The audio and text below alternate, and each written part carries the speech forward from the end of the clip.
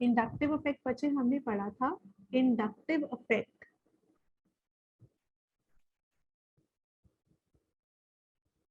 का मतलब सिंपली इतना था कि पॉजिटिव या नेगेटिव चार्ज कार्बन की चेन पर इंड्यूस हो जाता है। पॉजिटिव या नेगेटिव चार्ज कार्बन की चेन पर इंड्यूस हो जाता है डिपेंडिंग अपॉन कौन सा ग्रुप कनेक्टेड है। ठीक है, एक होता है प्लस आई और दूसरा होता है माइनस आई। ठीक है, चलो लेट्स स्टार्ट। हमने प्लस आई और माइनस आई ग्रुप्स, उनकी सारे के सारे ग्रुप्स लिखे थे, कौन सा वाला प्लस आई है, कौन सा वाला माइनस आई है। जल्दी से मुझे बता दो कि अगर हम, so my question is, Bhavna plus I minus I याद है ना? प्लस आई वाला होते हैं इलेक्ट्रॉन डोनेटिंग, माइनस आई वाला होता है इलेक्ट्रॉन विदड्रॉइंग ग्रुप। और इंडक्टिव इफेक्ट की, okay let me write down the applications, इस तरह करके लिख देती हूँ बच्चों, एप्लीकेशंस ऑफ इंडक्टिव इफेक्ट। दो मैम एप्लीकेशन। दिख रही है। क्या बेटा बोलो? मैम स्क्रीन नहीं दिख रही। अच्छा स्क्रीन ही दिख रही। मैंने तो यहाँ पे शेयर कर रखी है स्क्रीन, तो दोबारा से शेयर करती हूँ। Share screen.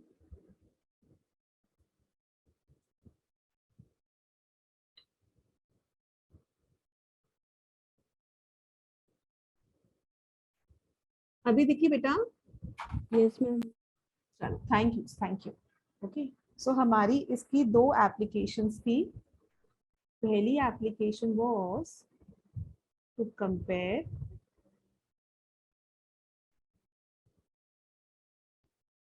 Acidic strength. Acidic strength को कंपेयर करने के लिए हम लोग यूज करते हैं और एलिफैटिक मतलब स्ट्रेट चेन वाला, एलिफैटिक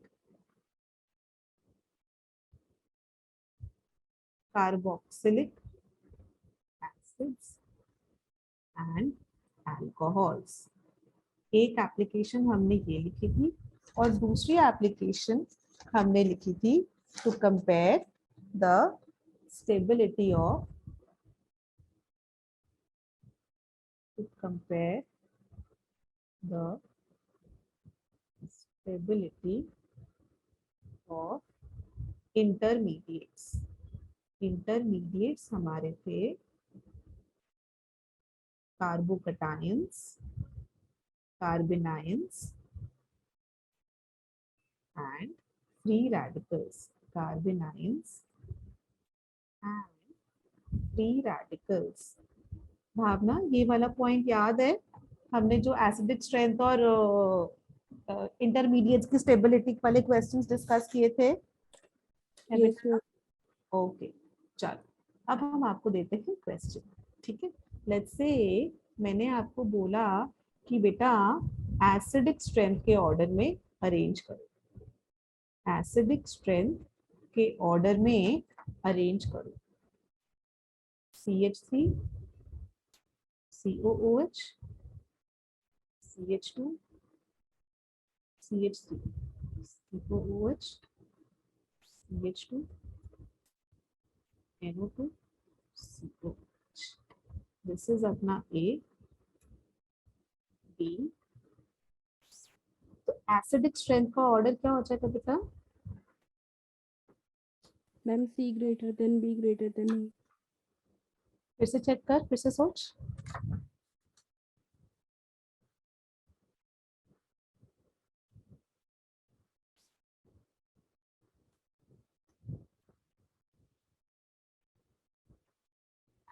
NO2 क्या है, प्लस आई की माइनस आई?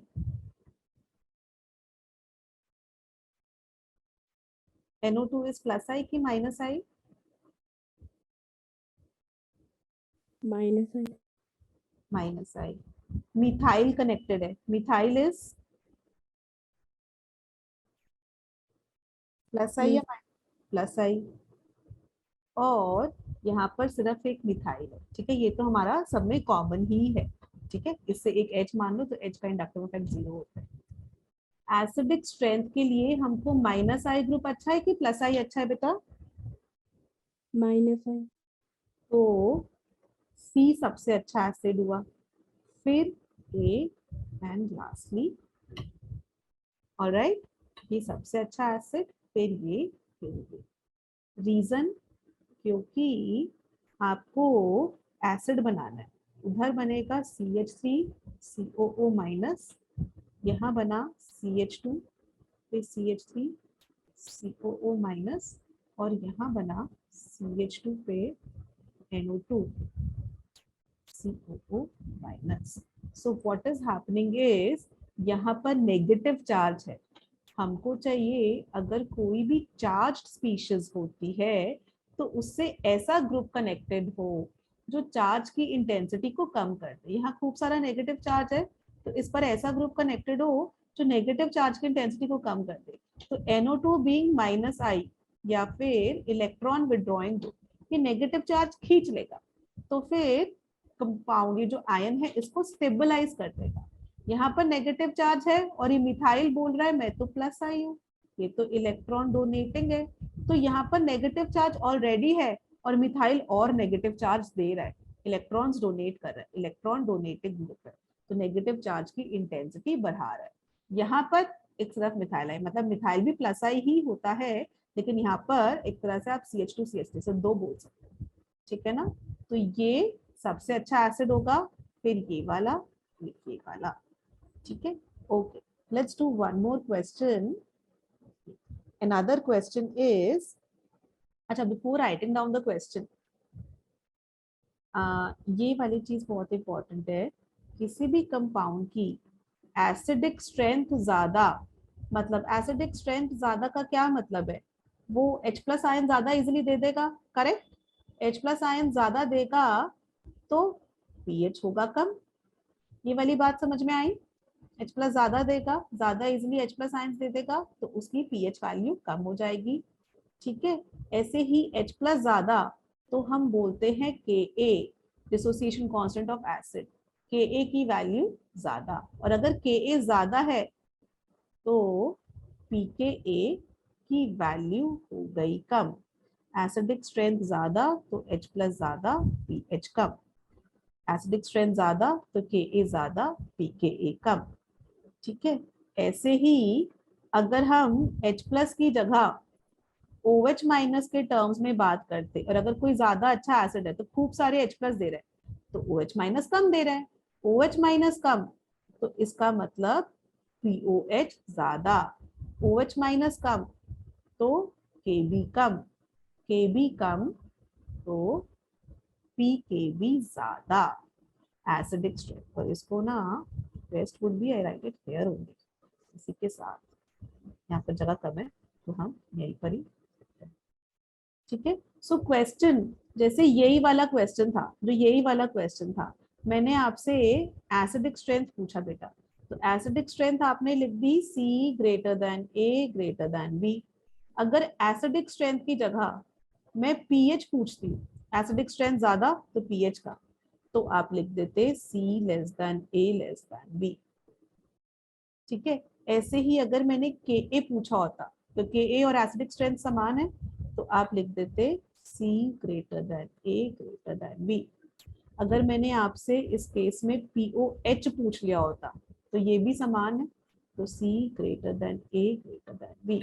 अगर मैंने आपसे Kb पूछ लिया होता, तो एसिडिक स्ट्रेंथ ज्यादा तो Kb कम, तो C A B है, तो C A B। क्या ये समझ में आया Bhavna, is this clear?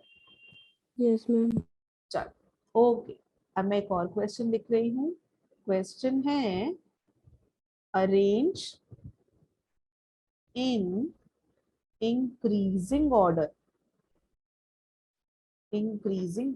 Of pKa, ठीक है, हमारे मॉड्यूल का ही क्वेश्चन है, पेस के मॉड्यूल का। CH2 से NO2 जुड़ा हुआ है एंड COOH, यहाँ CH2 से COH जुड़ा हुआ है, COOH, यहाँ CH2 से CH3 जुड़ा हुआ है, COH। This is A, this is B, this is C। कोशिश करो प्लीज। इसके लिए आपको माइनस आई का ऑर्डर पता होना चाहिए। माइनस आई का ऑर्डर क्या है? NO2 पहले आता है कि COOH पहले आता है?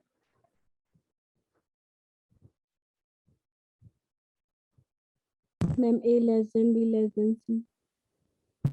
अच्छा, ओके, लेट्स सॉल्व। ठीक है, एसिडिक स्ट्रेंथ, ये भी माइनस आई है, ये भी माइनस आई है, और ये तो प्लस आई है ना। इसका माइनस आई बहुत अच्छा है, इसका माइनस आई ऑसम बहुत अच्छा है, इसका माइनस आई थोड़ा कम अच्छा है। तो एसिडिक स्ट्रेंथ हो गया A greater than B greater than C, और एसिडिक स्ट्रेंथ ज्यादा तो Ka ज्यादा और pKa कम। तो pKa का ऑर्डर हो गया A less than B less than C। Very good Bhavana, very good. Next question पे चलें। Yes, ma'am. ओके, चलो next question. So next question is which of the following is most acidic? Which of the following is most acidic? So questions लिख रही हूँ।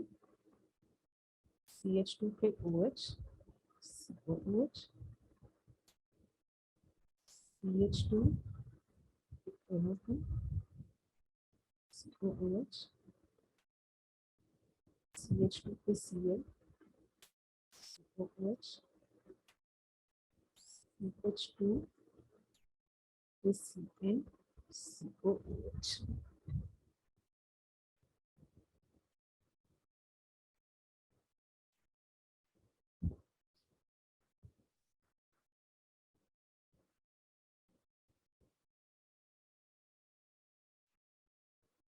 Ma'am B.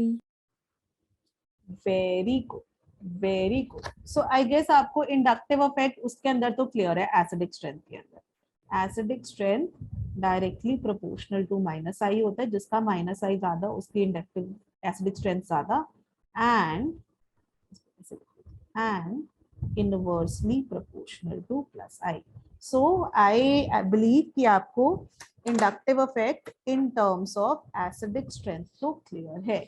Next मैं आगे बढ़ रही हूँ बच्चे। एक दो क्वेश्चंस हमको प्रैक्टिस करने हैं acidic strength for carbocations. Just give me 1 second ना, पानी पी कर आ रही हूँ, जस्ट 1 सेकंड।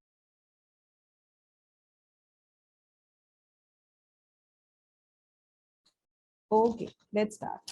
सो अभी मैं एसिडिक स्ट्रेंथ का क्वेश्चन दे रही हूँ और आपको बताना है इनमें से कौन सा कार्बोकटायन। मैं यहाँ पे लिख भी देती हूँ एसिडिक स्ट्रेंथ, नहीं सॉरी एसिडिक स्ट्रेंथ नहीं, stability of carbocation. Stability of carbocation directly proportional to plus I and inversely proportional to minus I. For example, हमारे पास है CH3 plus, CH3 CH2 plus,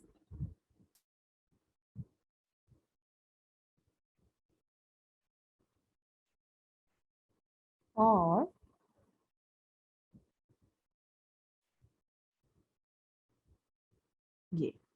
ये हमारे कार्बोकटायंस हैं। ठीक है, सो इसके अंदर देखो बेटा, कार्बोकटायंस पर है पॉजिटिव चार्ज, ये पॉजिटिवली चार्ज स्पीशीज है। ठीक है, सो जब ये पॉजिटिवली चार्ज स्पीशीज है, इससे एक मिथाइल है, इसका प्लस आई है इलेक्ट्रॉन डोनेटिंग, इस पर 2 प्लस आई है और इस पर 3 प्लस आई है। पॉजिटिव चार्ज मतलब इलेक्ट्रॉन की डेफिशिएंसी। तो अगर हमने उससे इलेक्ट्रॉन डोनेटिंग ग्रुप अटैच कर दिए तो क्या होगा? ये सारे के सारे इलेक्ट्रॉन डोनेटिंग है। So what will happen is, ये इलेक्ट्रॉन डोनेट कर रहे हैं, ये इसको इलेक्ट्रॉन डोनेट कर रहे हैं, तो पॉजिटिव चार्ज की इंटेंसिटी को कम कर देंगे। पॉजिटिव चार्ज का मतलब है इलेक्ट्रॉन की डेफिशिएंसी, और उससे आपने ऐसा ग्रुप कनेक्ट कर दिया जो पॉजिटिव चार्ज की इंटेंसिटी को कम कर दे by donating the electrons, hence it increases the stability. अगर मैं इसको ए बोलूं, बी, सी, डी, तो स्टेबिलिटी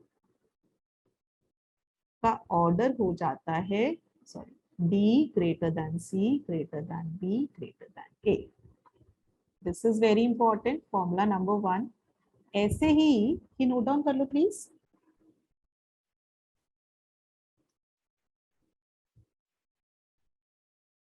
डन मैम। ठीक है, अच्छा, ओके। दूसरा is stability of carbon ions. Carbon ion मतलब कार्बन पर नेगेटिव चार्ज है, C minus, so that is proportional to minus, क्योंकि नेगेटिव चार्ज है ना, तो नेगेटिव है, तो इलेक्ट्रॉन विड्रॉइंग ग्रुप स्टेबलाइज करेगा और इलेक्ट्रॉन डोनेटिंग ग्रुप डिस्टेबलाइज करेगा। और यहाँ पर तीसरा भी लिख देती हूँ, stability of free radical, sorry, carbon free radical.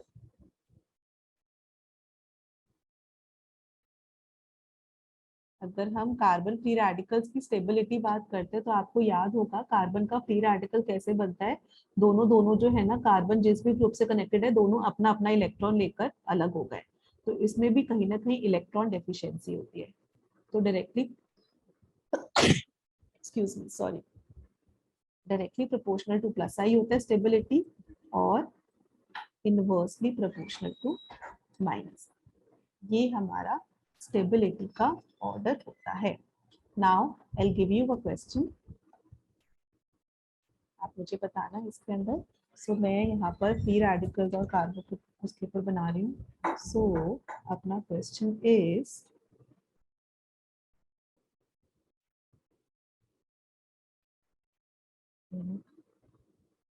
एक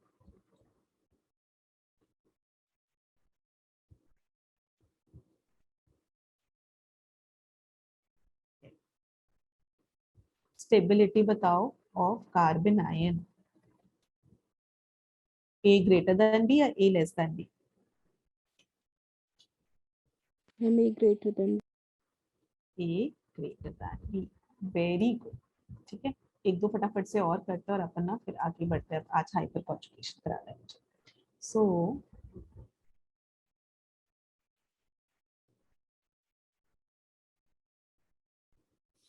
बताओ stability of carbocation. B greater then. फिर से सोच,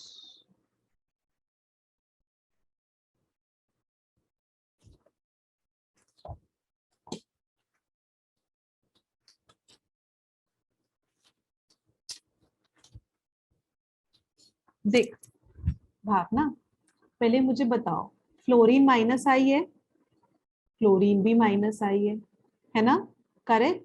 अब ये भी इलेक्ट्रॉन विड्रॉइंग ग्रुप है, और ये भी दोनों के दोनों दो क्लोरीन इलेक्ट्रॉन विड्रॉइंग ग्रुप है।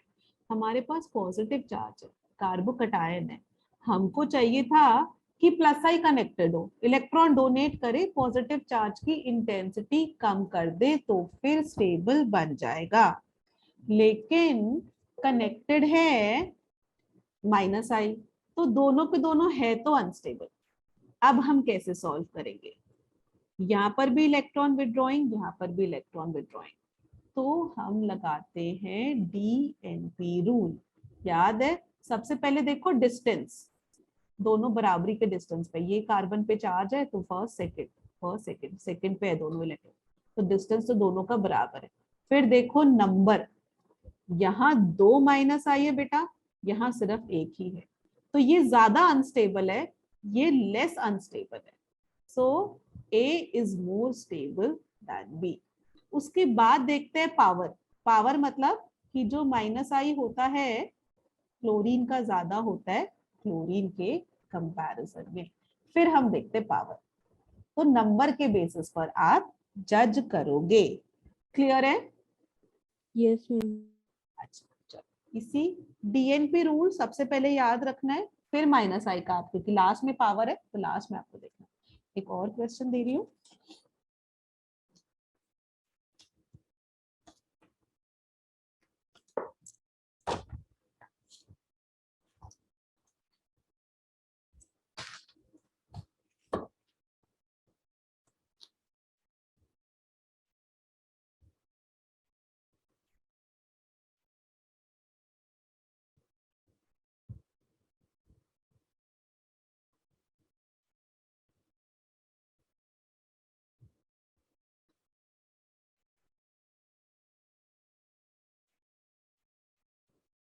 Very important question. ये वाला क्वेश्चन अभी ना पेस के ही उसमें आ रखा था, मेजर टेस्ट जो होते हैं ना हमारे ऑल इंडिया टेस्ट सीरीज वाले जो वैसे वो टेस्ट होते हैं, तो उसके अंदर आ रखा था अभी यही वाला question. Arrange in the order of acidic strength.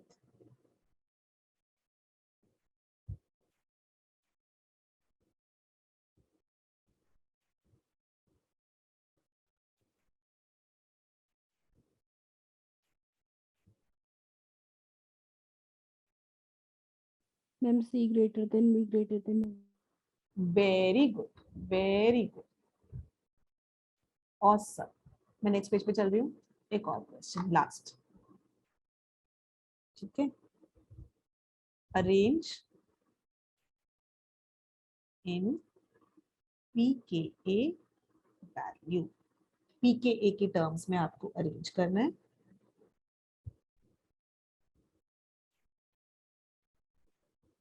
और मैं ऑप्शंस भी लिख देती हूँ इस वाले में। ऑप्शन 1 है B less then E less than C less than D। Option 2 है B less than B less than C less than. Option 3 है B less than B less than C less than D less than. Sorry बच्चों, option 3 और 4 same ही दे रखे, कुछ misprinting होगी, ये वाला। Okay, कोशिश करो।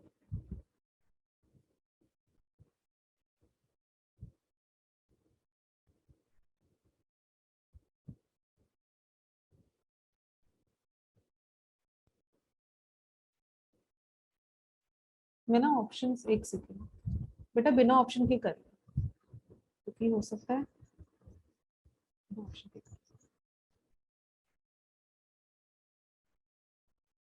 करना अलग अलग जगह पर। ये वाला माइनस आई है, यहाँ पर भी माइनस आई है, यहाँ पर भी माइनस आई, यहाँ तो इससे ये जुड़ा हुआ है प्लस आई, तो इसके बेसिस पर जज करना है। अब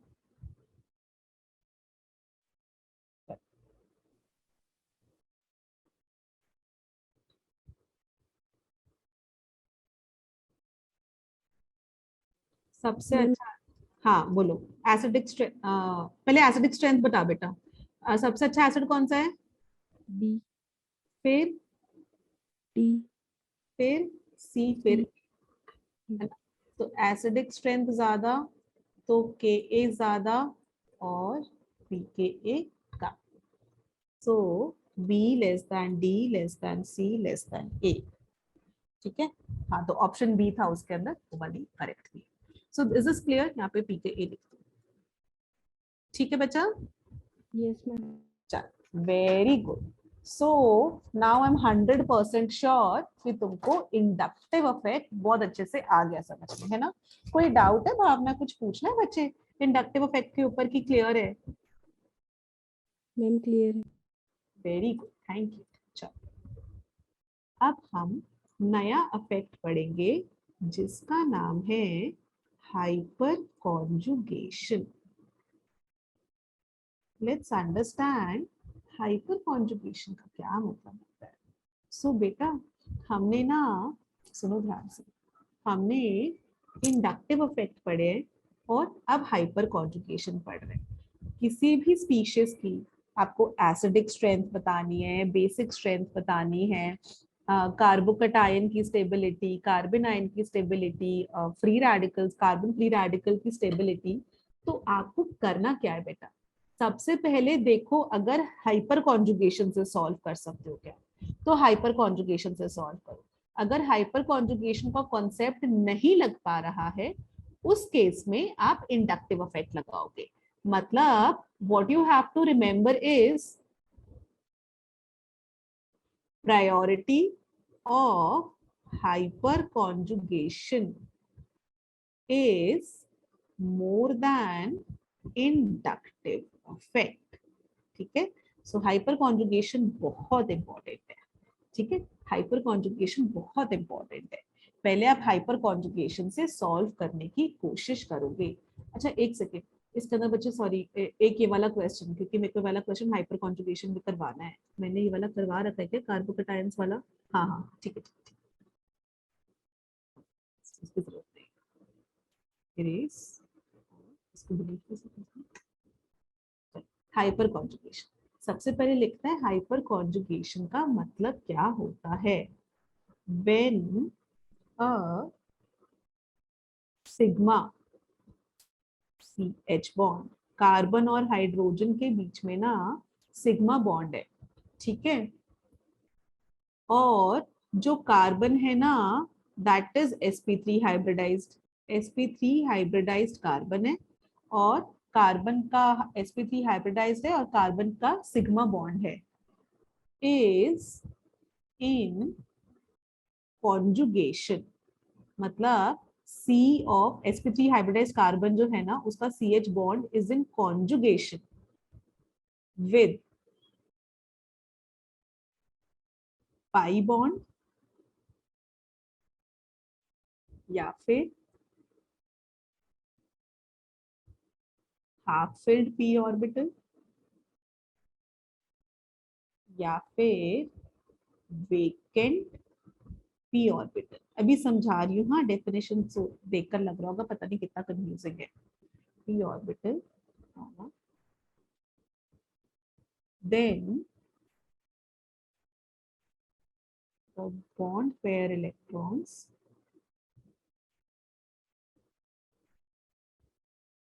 then the bond pair electrons of CH bond, carbon hydrogen bond, overlap with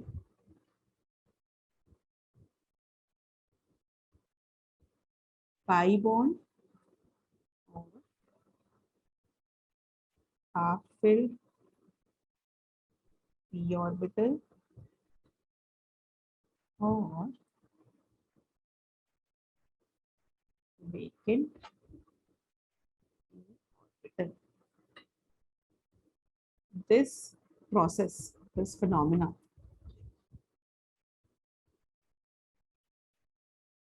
is known as hyperconjugation.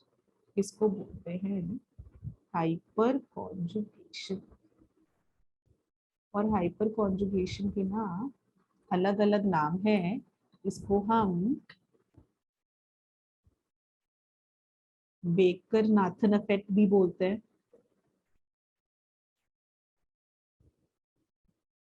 Baker Nathan effect भी बोलते हैं, एंकी मेरिक इफेक्ट और no bond resonance.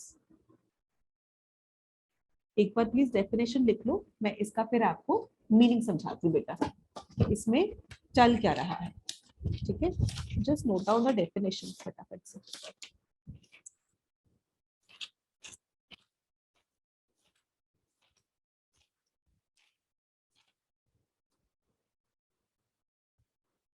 Done ma'am. अच्छा, अब इसका मीनिंग समझते हैं एक्चुअली हो क्या रहा है।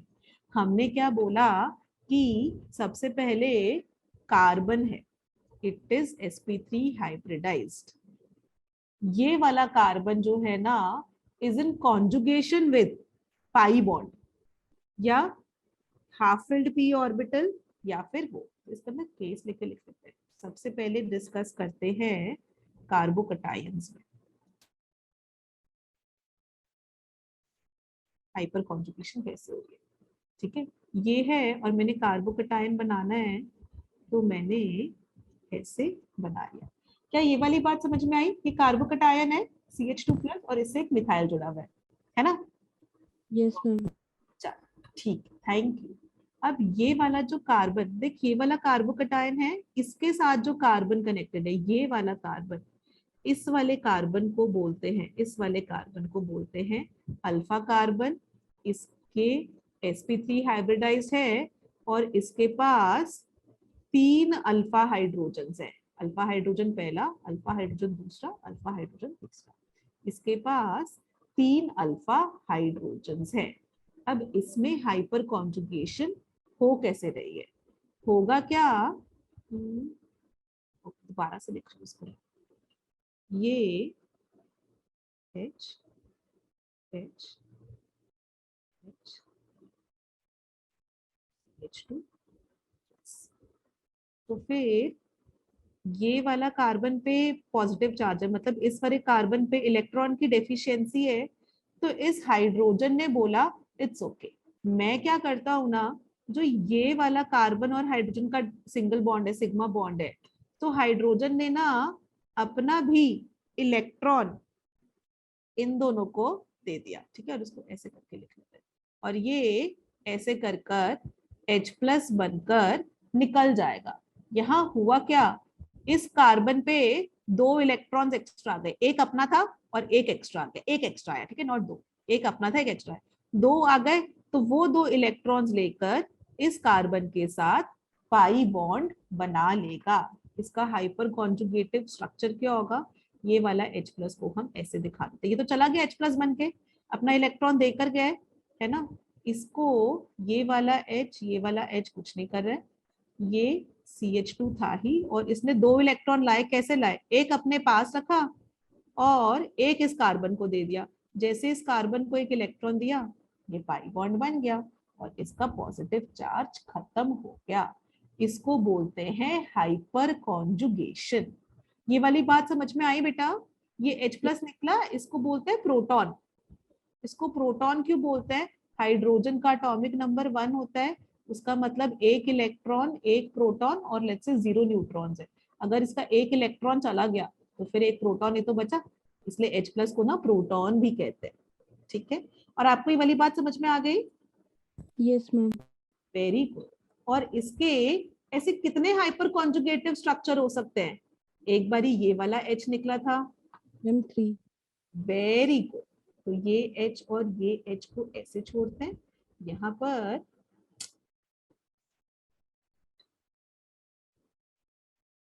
ये वाला H इस तरह H+ बना दिया और डबल बॉन्ड CH2, दूसरा हाइपर कॉन्जुगेटिव स्ट्रक्चर।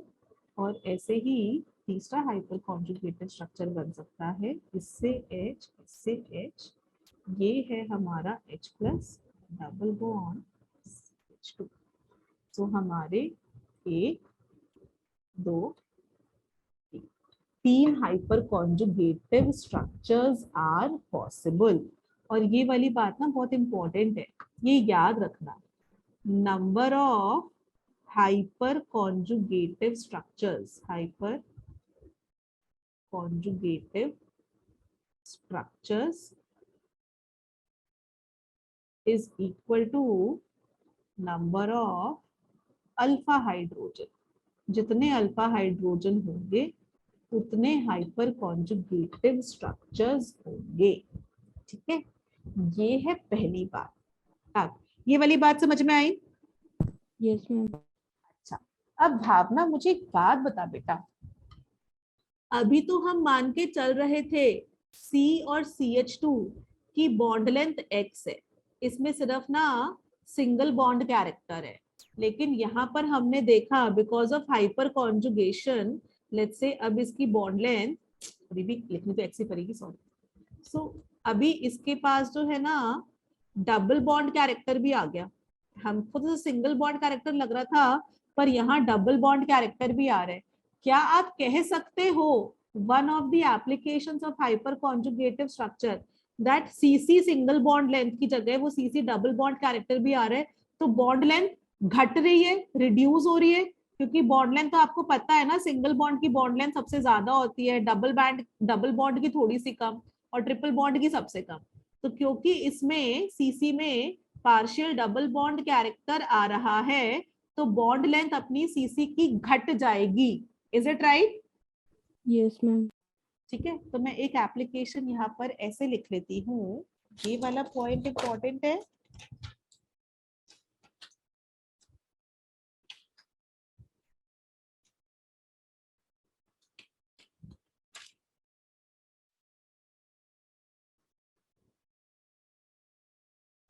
ठीक है, पहली चीज ये, चलो बॉन्ड लेंथ मैं बाद में लिखूंगी अलग से, लेकिन बॉन्ड लेंथ अपनी घट रही है।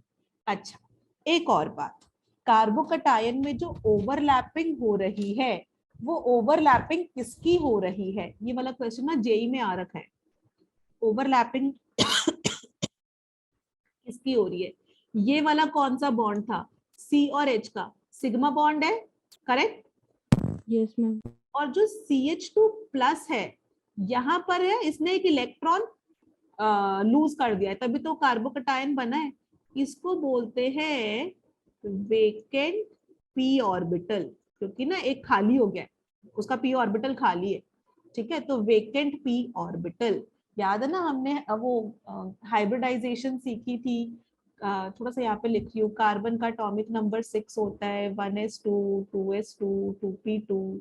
ठीक है, तो आप ऐसे बनाते थे, 2s में 2 2p में 2, फिर जब भी हाइब्रिडाइजेशन होती थी तो एक इलेक्ट्रॉन यहाँ चला जाता था, फिर आप ऐसे बनाते थे। ठीक है, sp3 बनाते थे, और फिर क्योंकि आप कार्बोकटायन बना रहे हो तो एक इलेक्ट्रॉन लूज कर दिया, तो ये वाला इज वेकेंट p ऑर्बिटल। आ गया याद, कार्बोकटायन कैसे बना, कार्बन ने एक इलेक्ट्रॉन लूज किया है, तो वेकेंट p ऑर्बिटल है। क्या ये बात सही है बेटा? Yes, ma'am. तो क्योंकि ये वेकेंट p ऑर्बिटल है, तो वेकेंट p ऑर्बिटल और सिग्मा बॉन्ड का ओवरलैप हो रहा है। तो क्या मैं बोल सकती हूँ कार्बोकटायंस में, this is my point number 1, और मैं ये मिटा देती हूँ, ये काम का नहीं है, ये बस समझाने के लिए था कि ओवरलैपिंग कौन सी होती है। ओवरलैपिंग होती है, overlapping takes place between sigma bond and vacant p orbital. Clear है? ओवरलैपिंग, जो ऑर्बिटल ओवरलैपिंग किसकी हो रही है, सिग्मा कौन सा है, सी एच वाला जो था सिग्मा बॉन्ड था, और वेकेंट p ऑर्बिटल जो अपना कार्बोकटायन वाला था। ठीक है, क्लियर? आगे बढ़ा Yes. जाए। हाँ, Yes, ma'am. Thank you. और वापस द डेफिनेशन पे आए, sigma C H bond sp3 hybridize carbon का is in conjugation with vacant p orbital, यानी कि कार्बोकटायन वाला आपको समझ में आ गया, राइट। अब चलते हैं कार्बोकटायन के बाद पाई बॉन्ड और हाफ फिल्ड p ऑर्बिटल पे। Case 1 carbocation is done. Next पे चलूं, कुछ डाउट्स है, कुछ पूछना है? No, ma'am. ठीक है, ओके। दूसरा इज कार्बोकटायंस कर लिया, तो अब चलते हैं in carbon free radical. Case 2, carbon free radical का क्या मतलब होता है, जैसे कि यहाँ पर फिर से, और H2 में डॉट। ठीक है, सो यहाँ क्या हो रहा है, ये वाला जो कार्बन है, ये वाला कार्बन पे फ्री रेडिकल है, इस वाले कार्बन पे जब फ्री रेडिकल है, तो इसका मतलब इसका है half filled p orbital, half filled p orbital. If you remember, फिर से हाइब्रिडाइजेशन के टर्म्स में समझाऊं तो 1s2 2s2 2p2 था, और जब भी हाइब्रिडाइजेशन होती है तो sp3 ये बनता है, इसका इसका इसका सबसे बॉन्ड फॉर्म हो रहा होता है। लेकिन कार्बन फ्री रेडिकल कैसे बनता है, कार्बन फ्री रेडिकल बनने का तरीका इज कि अपना अपना इलेक्ट्रॉन लेकर अलग हो जाता है, तो ये अपना इलेक्ट्रॉन लेकर अलग हो गया, तो हाफ फिल्ड p ऑर्बिटल है, हाफ फिल्ड। इसने आगे कुछ बॉन्ड फॉर्म कर रखा, जैसे ये वाला कार्बन है, इसके दो तो H से जुड़े हुए हैं, ठीक है, एक इस कार्बन से जुड़ा हुआ है ना, एक इस कार्बन से, और चौथा वाला होमोलिटिक फिजन हुई है, ये अपना इलेक्ट्रॉन लेकर अलग हो गया, और जिस भी ग्रुप से कनेक्टेड था वो अपना इलेक्ट्रॉन लेकर अलग हो गया, है ना, तो इसका हाफ फिल्ड p ऑर्बिटल है। ये वाली बात क्लियर है ना, half filled p orbital? Yes, ma'am. Thank you. Okay, अभी आज तुम अकेली हो ना, तो तुमको 100 बार यस मैम बोलना पड़ेगा ठीक है, जिससे कि आई नीड टू इंश्योर कि तुमको समझ में आ रहा है। जब भी ऑफलाइन क्लास में बैठे होते तो बच्चों का ना चेहरा देख के मेरे को समझ में आ जाता है कि बच्चों को समझ में आ रहा है कि नहीं आ रहा। अभी ऑनलाइन में यही लोचा है। खैर, अब यहाँ पर क्या होगा, थोड़ा सा बड़ा करके लिखती हूँ, ये CH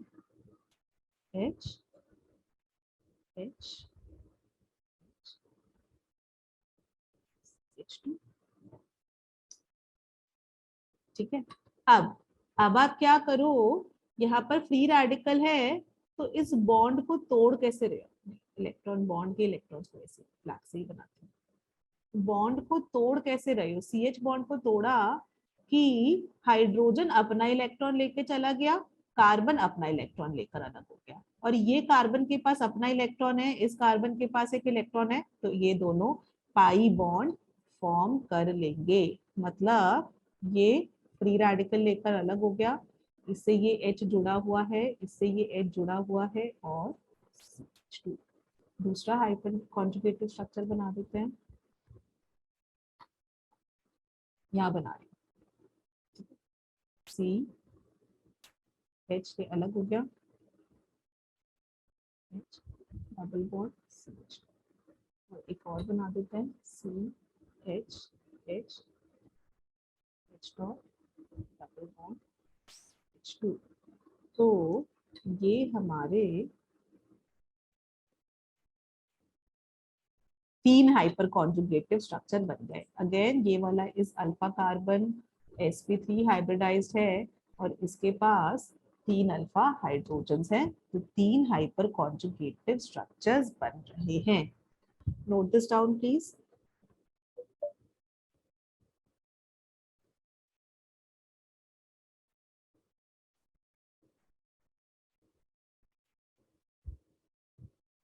done ma'am.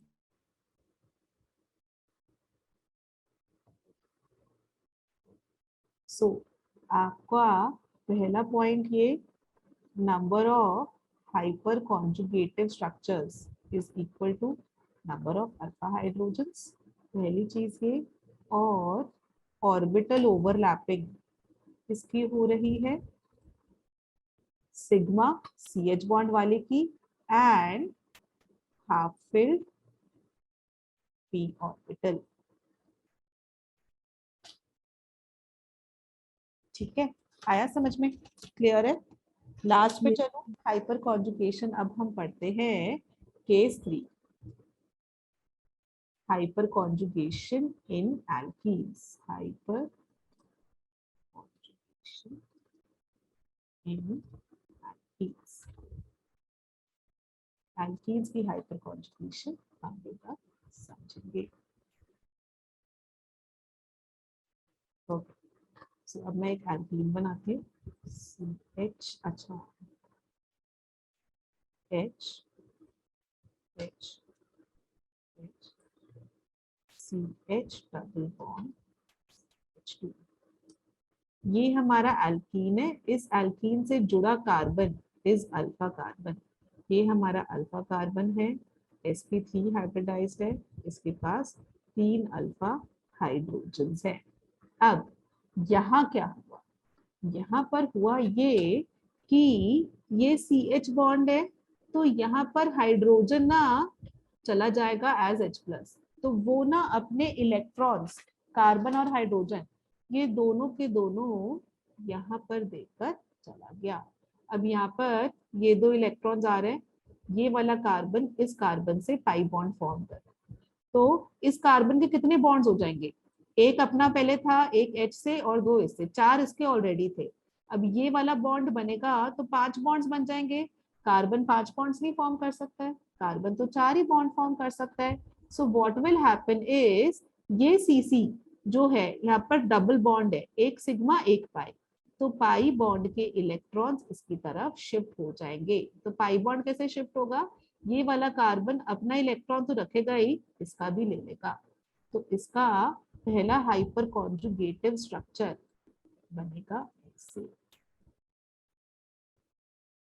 Double bond CH और इधर CH2 माइनस, 2 इलेक्ट्रॉन आ रखे हैं इसलिए माइनस चार्ज, एक अपना और एक दूसरे उसका। ठीक है, पहला हाइपर कॉन्जुगेटिव स्ट्रक्चर। ऐसे ही दूसरा हाइपर कॉन्जुगेटिव स्ट्रक्चर बना देते हैं।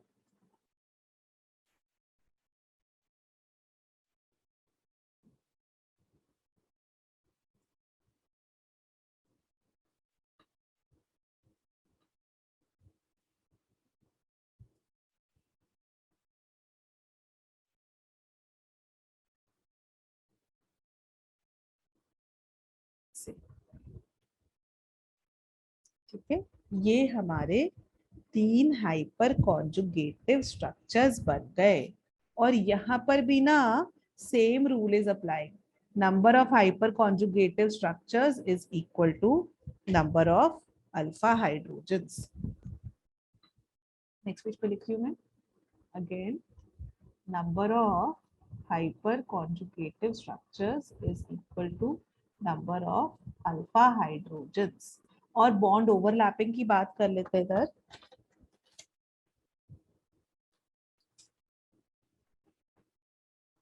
यहाँ पर ना CH डबल बॉन्ड CH2 था, यहाँ पर जो ओवरलैपिंग होती है ना इस सिग्मा की, इसके एंटी बॉन्डिंग वाले, ये यहाँ पर ऐसे करके पाई बॉन्ड फॉर्म करके रखा है, पाई बॉन्ड ऐसा साइडवेज ओवरलैप ऐसा करके बनाते हैं।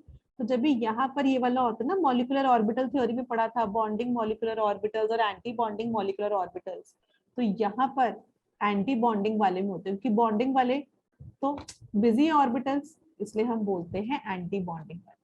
तो यहाँ पर अगर आपसे पूछे तो ऑर्बिटल ओवरलैपिंग की बात करें आपसे अगर, तो orbital overlapping is sigma of CH and anti bonding orbitals, anti bonding orbital, और इसको ना ऐसे लिखा होता है एंटी बॉन्डिंग ऑर्बिटल को sigma and pi star, pi star के एंटी बॉन्डिंग ऑर्बिटल्स में ओवरलैपिंग होती है। This is hyper conjugation. ये बात समझ में आ गई? Yes ma'am. अब हाइपर कॉन्जुगेशन भी 2 तरह की होती है।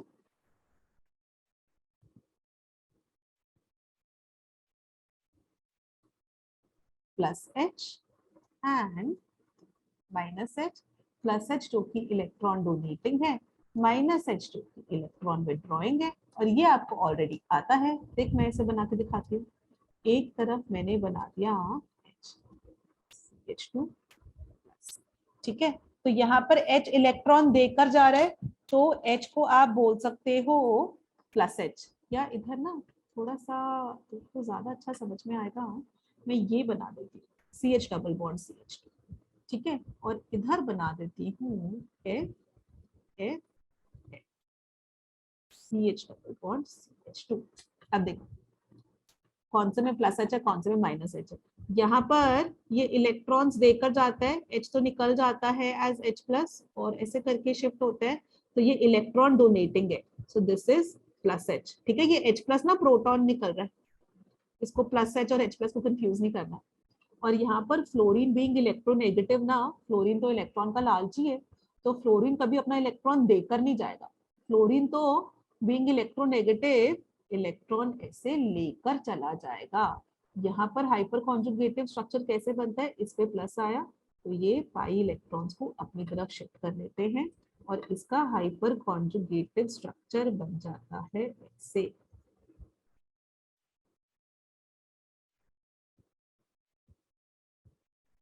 प्लस, ठीक है। सो ये वाला है माइनस H और ये वाला इज प्लस H।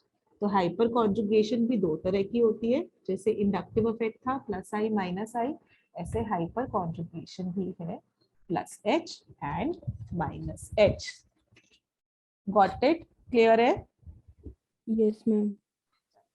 ओके, अब हम बात करते हैं इसकी एप्लीकेशंस की, ठीक है। इसकी एप्लीकेशंस की, एप्लीकेशंस, ठीक है। अच्छा, जब हम कार्बोकटायंस की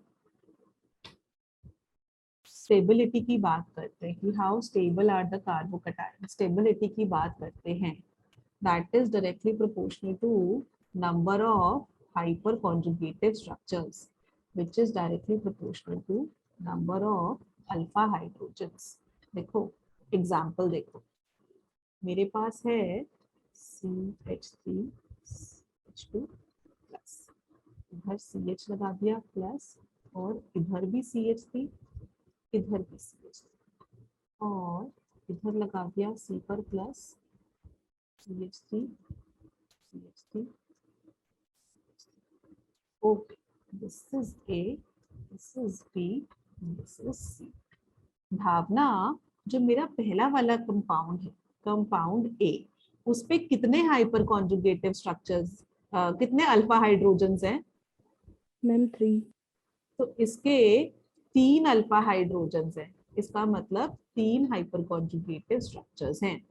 इस पर कितने अल्फा हाइड्रोजन्स हैं? मैम 6।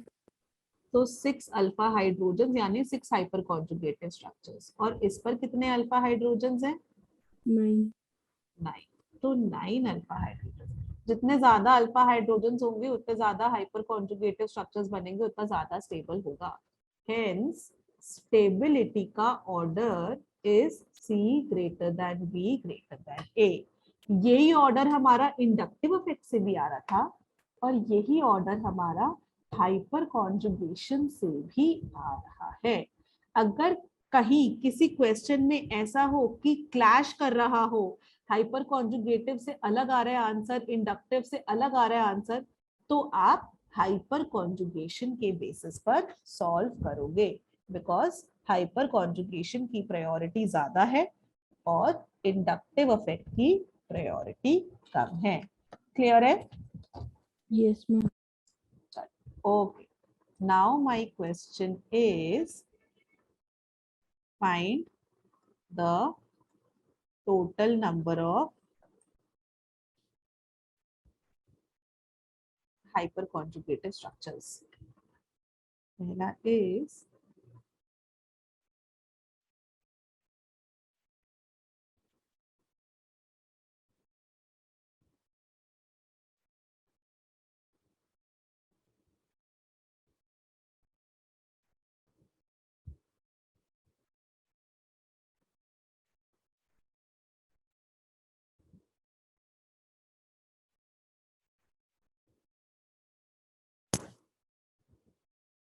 चल बताओ, पहले भी बताओ नंबर ऑफ अल्फा हाइड्रोजन्स कितने हैं? मैम 6। 6। 3 इधर, 2 इधर, 5, और इस कार्बन के 3 ही बॉन्ड्स है तो 6। Very good, very good, perfect. और इसमें अल्फा हाइड्रोजन्स कितने होंगे? 3। इसमें? 0। इसमें? 6। Very good. और इसमें? 9। वेरी गुड, ठीक है। Okay, so number of alpha hydrogens is clear. ठीक है, नेक्स्ट, पहला एप्लीकेशन इज डन। दूसरा एप्लीकेशन इज कार्बोकैटायंस की स्टेबिलिटी। अब एप्लीकेशन लिख देते हैं। Second application is stability of free radicals. Stability बताता है that is also proportional to number of hyperconjugated structures. ऐसे ही स्टेबिलिटी ऑफ एल्कीन्स की भी बात कर सकते हैं बेटा, that is also proportional to number of hyperconjugated structures. Okay, so इसके ऊपर बहुत ही अच्छा क्वेश्चन बनता है ये वाला।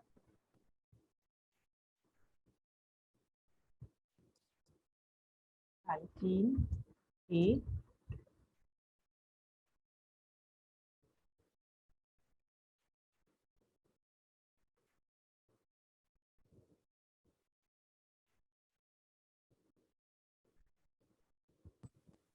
Ma'am A is greater than B is greater than C। Very good. इस पे अल्फा हाइड्रोजन कितने हैं? 12। और इस पे? 9। और इस पे? 6। A is greater than B is greater than C। Very good. Next question लिखती हूँ मैं।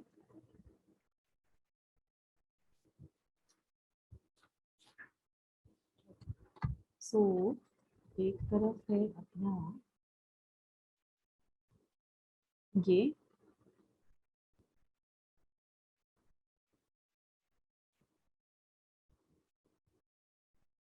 Stability of the alkene.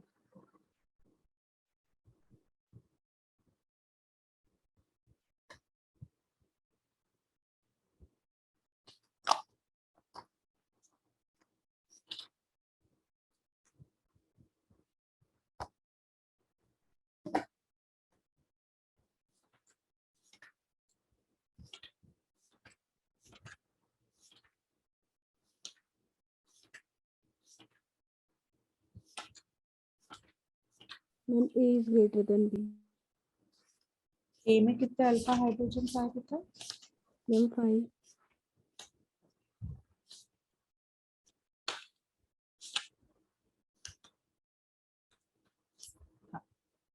सो दो इधर है।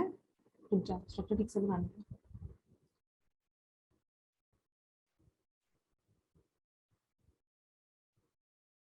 ओके, भावना दो इधर, इस वाले पे दो लिए CH2 होता है, दो इधर और 3 इधर, 2 2 4 3 7, 7 अल्फा हाइड्रोजन बन रहे हैं।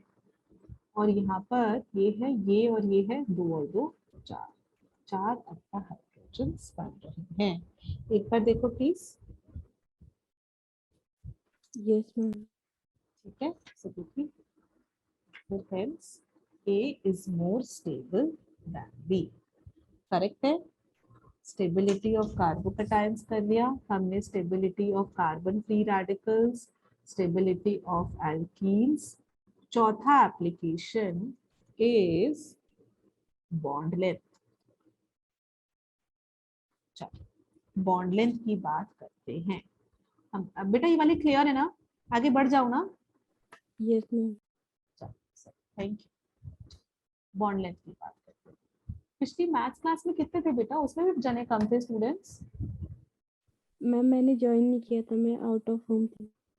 अच्छा अच्छा अच्छा अच्छा अच्छा, ये सही है। तुमने मैथ्स नहीं अटेंड करी, बाकी ने केमिस्ट्री नहीं अटेंड करा। चलो ठीक, C H H H C H double bond CH2। और इसका अगर मैं हाइपर कॉन्जुगेटेड स्ट्रक्चर बनाऊं, so HP plus double bond CH2 minus. और इनको ना नाम दे देते हैं, 1 2 3, 1 2 3, और इसको क्लोज भी दे देते हैं। ठीक है, चलो अब लेट्स स्टार्ट।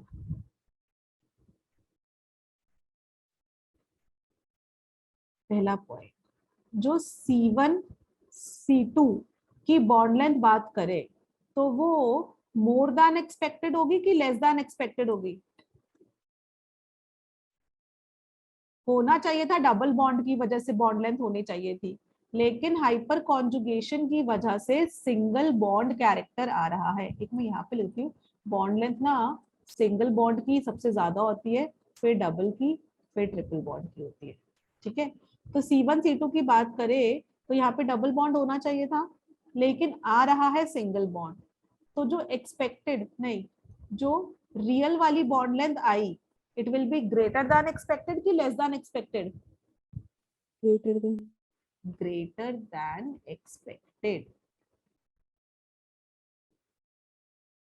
रियल के अंदर जो है, सॉरी एक्सपेक्टेड थी डबल बॉन्ड वाली बॉन्ड लेंथ, पर क्योंकि सिंगल बॉन्ड कैरेक्टर आ रहा है इसलिए। ऐसे ही बात करते हैं C2 C3 की। सिंगल बॉन्ड कैरेक्टर होना चाहिए था, लेकिन डबल बॉन्ड आ रहा है, तो real is greater than expected कि लेस देन एक्सपेक्टेड?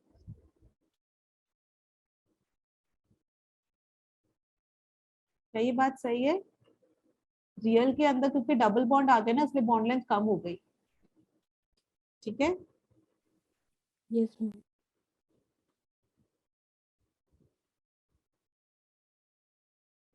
C3 और H4 वाला बॉन्ड लेंथ सिंगल बॉन्ड का होना चाहिए था, लेकिन ये तो दूर जा रहा है, तो बॉन्ड लेंथ रियल वाली ग्रेटर देन एक्सपेक्टेड कि less than expected? Greater than. Greater than expected. हमारी बॉन्ड लेंथ की वैल्यू ज्यादा आ रही है। क्लियर है?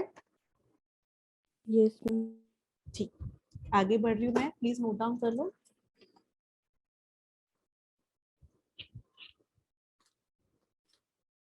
Done ma'am. गुड। सो यहाँ हो जाता है हाइपर कॉन्जुगेशन खत्म। ठीक है, अब हम इसके क्वेश्चन स्टार्ट करते हैं, क्वेश्चंस प्रैक्टिस करते हैं।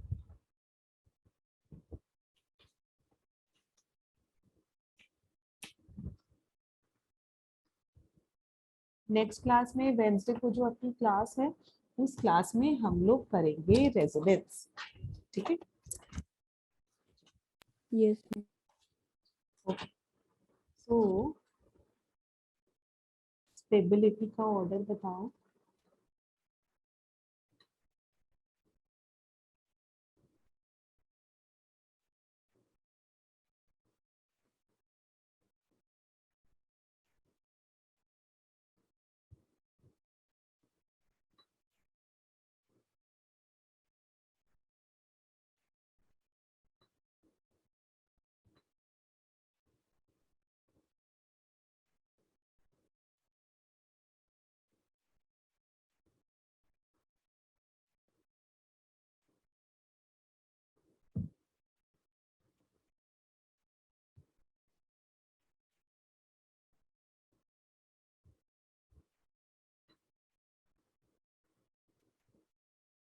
ट्राई करो प्लीज।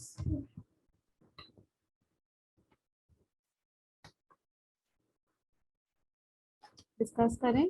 इस वाले में बता बेटा, क्वेश्चन नंबर 1 में इसके पास कितने अल्फा हाइड्रोजन्स हैं?